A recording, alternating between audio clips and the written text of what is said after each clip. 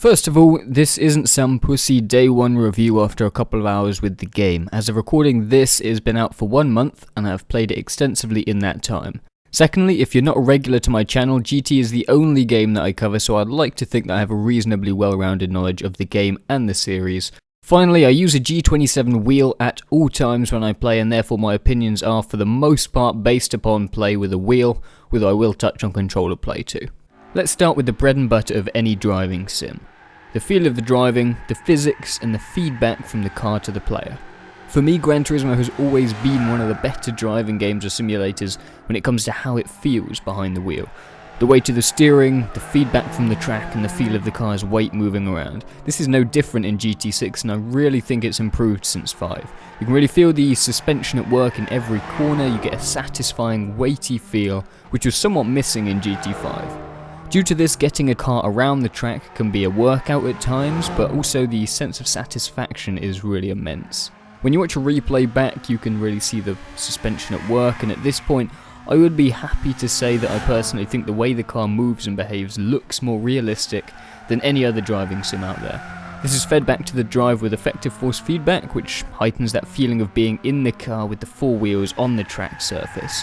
When driving without the assists, the difficulty of the game due to this new level of realism can often be a lot harder, especially in the high-powered cars, and even those of you who have played previous games will need to refine your skills in order to stay in control. Not only is it more realistic, but the fun factor hits a new high too. Just driving laps in all sorts of different cars brings a smile to my face, or I find myself gently chuckling to myself as I take a GT3 car, let's say, around the Nordschleife, and it's this kind of thing that really keeps me coming back time after time. One way in which GT6 has evolved from GT5 is the menu system. In the previous iteration, menu load times were sluggish, the dashboard was somewhat random and irritating to get around, and generally didn't get much love. This time around we see an entirely new system. Load times are massively decreased and everything we want is right there in front of us in an intuitive and easy to use menu. Quick paging means that we can get from one side to the other quickly, and being able to access settings and car options from anywhere is a very seamless and neat experience. Sometimes we can get deep into a sub-menu, for example a race event, which is several layers deep, and from here the only way back to the main menu is repeatedly hitting the back button. In this regard, the home button that was present in GT5 is missed, but at the end of the day, the speed at which you navigate the menus more than makes up for this slight shortcoming. Overall, the ratio of time spent between in menus and loading screens to on-track racing swings gracefully in the right direction. Let's talk about content. With a car selection of around 1200 cars and 30 track locations, excluding the many variations on tracks, the drivable content is truly unprecedented. In true Gran Turismo style, the car choice is one that we might call eclectic, with cars ranging from not yet released futuristic concept cars to a World War II era amphibious car to the Lunar Rover moon buggy. This selection truly represents Polyphony Digital's aim to present car culture in their game. There will be many of you out there that find the lack of some of the newest supercars off-putting, but the goal here is to offer players driving experiences that most will never get. The range of different cars remains something that no other driving game accomplishes. Another major thing is the presence of standard cars. This is something that was introduced in GT5, where many cars from GT PSP or GT4 were carried over to the new game, but not converted to the super high detail premium cars with interior and all. Some of these cars have been updated into premium cars for GT6, however many remain in somewhat the same state they were in GT5.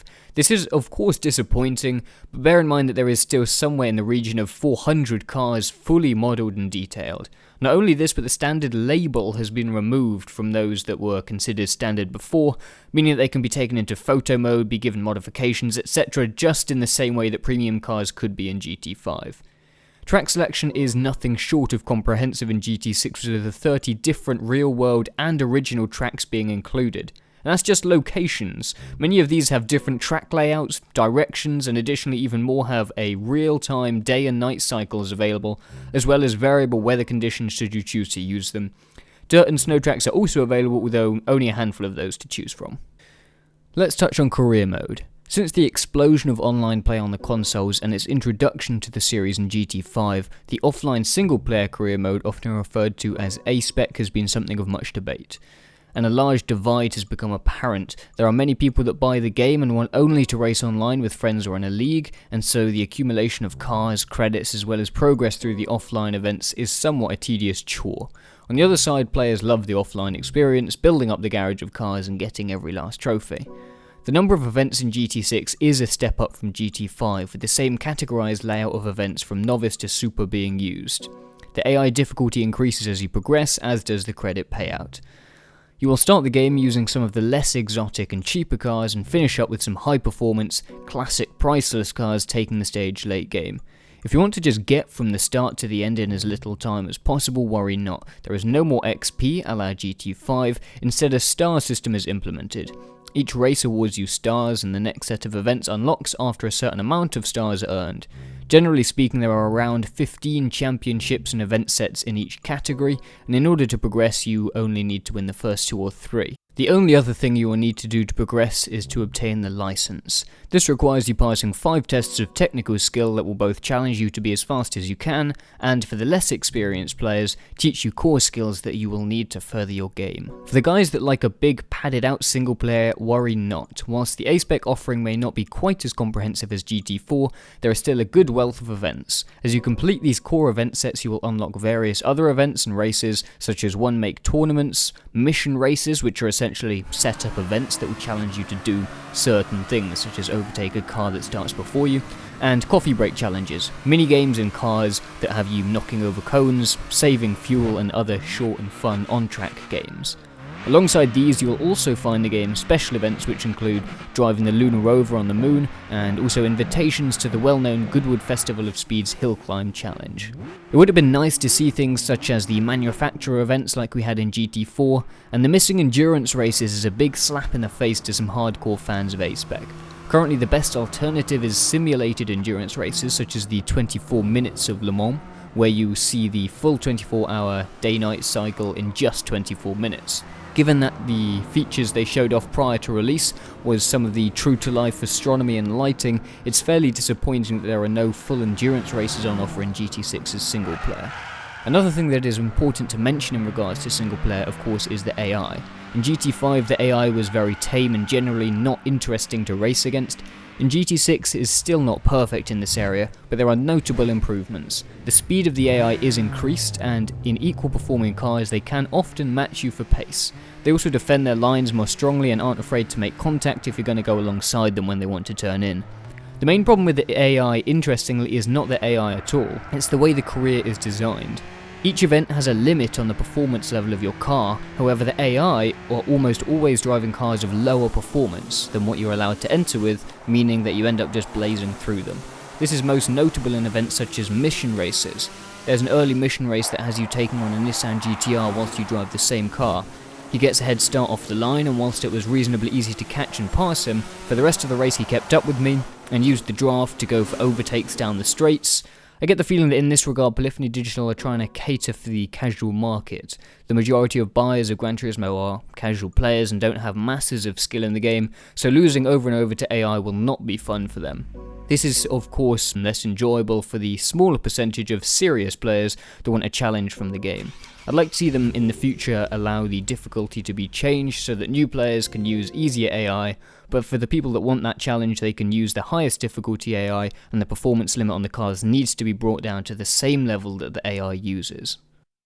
Now for one of the biggest talking points, the sounds. This has been something that Gran Turismo games have been criticised for in the past, and so there were a lot of expectations on the sounds of cars in the lead up to release.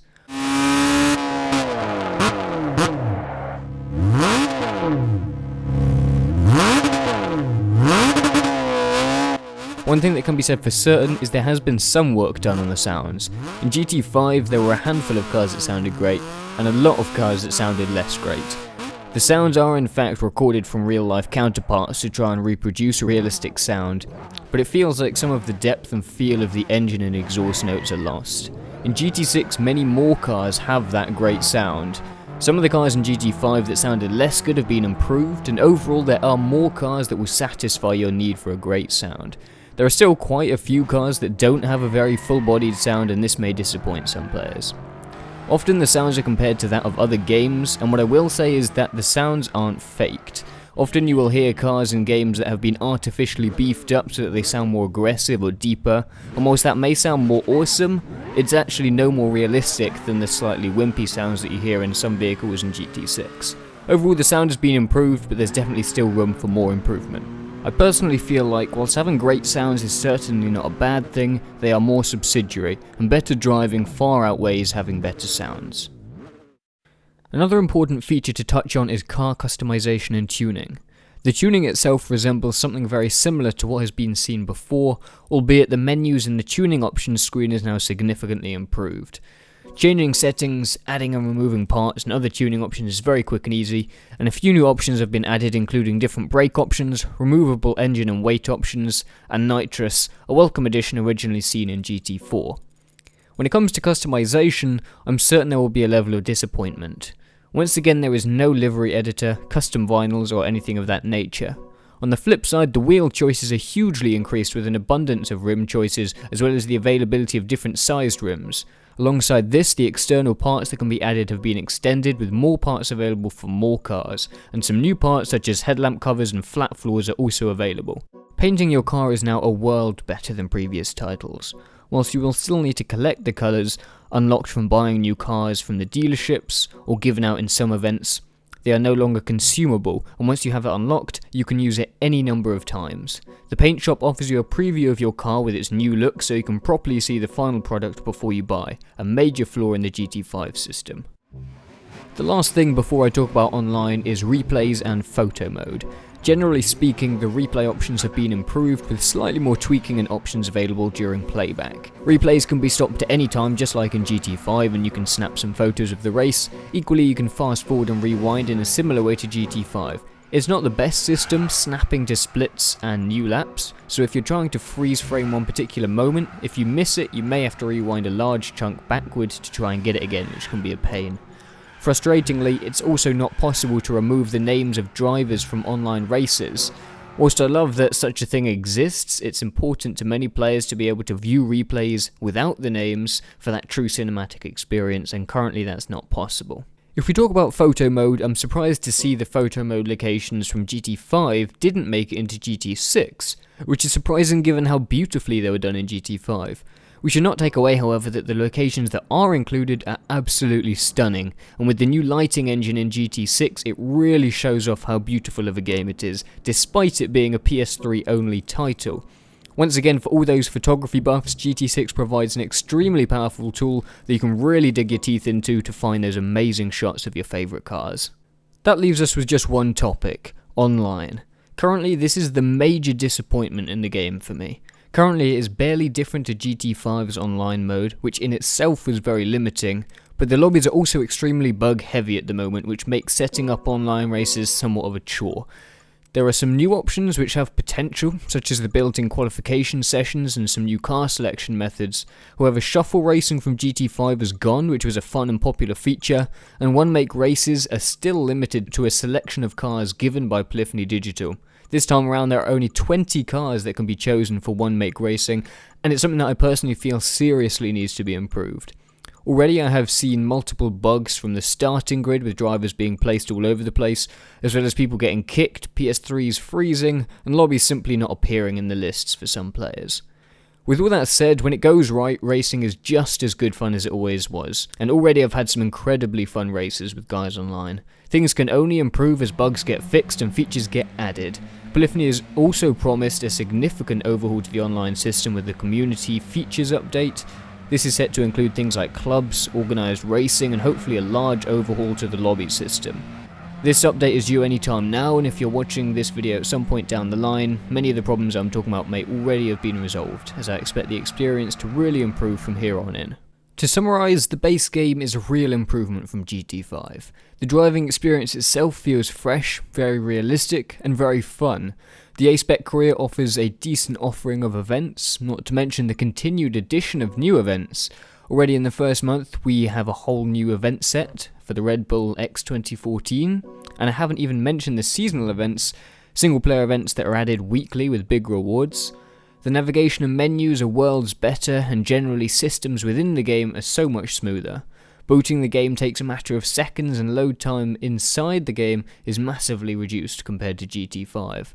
There are still bugs that need ironing out, no doubt about it, and sometimes you get the impression that it was somewhat rushed to be released on time, but you shouldn't feel put out by that. As I said, we have already seen multiple updates addressing issues in the game and adding more content.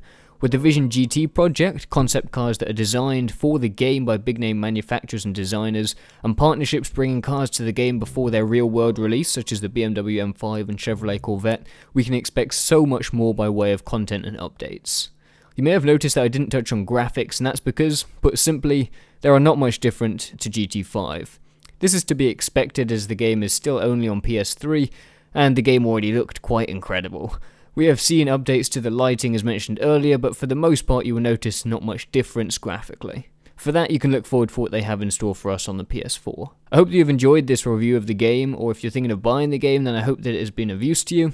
If you don't already follow my channel, then I post purely Gran Turismo videos, so be sure to subscribe if that sounds interesting to you. That wraps this up, so I hope you enjoyed, and I'll catch you later. Peace.